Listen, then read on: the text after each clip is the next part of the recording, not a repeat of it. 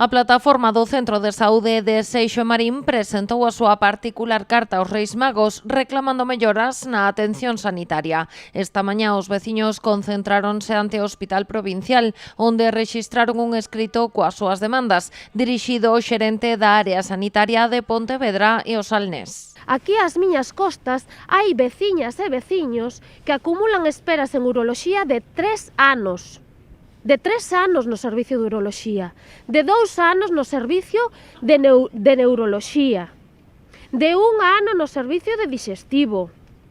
Isto é inconcebible, non se pode dicir que a sanidade pública vai ben cando o que temos son estas listas de espera, mesmo listas de espera para ver os médicos de cabeceira. Na misiva, a plataforma reclama a contratación de máis profesionais para reducir estas listas de agarda e apuntan que os reforzos realizados en Marín ata de agora son insuficientes. No Centro de Saúde de Marín, a día de hoxe, hai listas de agarda para ver a médica ou médico de cabeceira que chegan ás 3 semanas.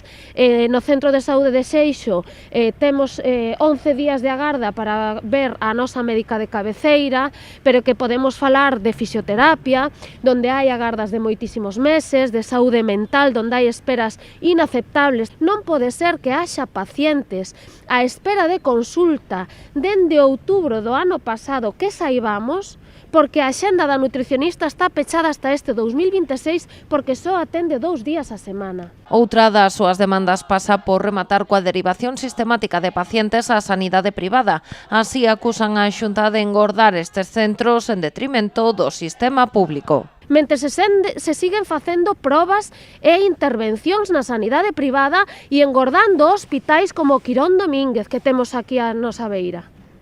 Iso non pode ser.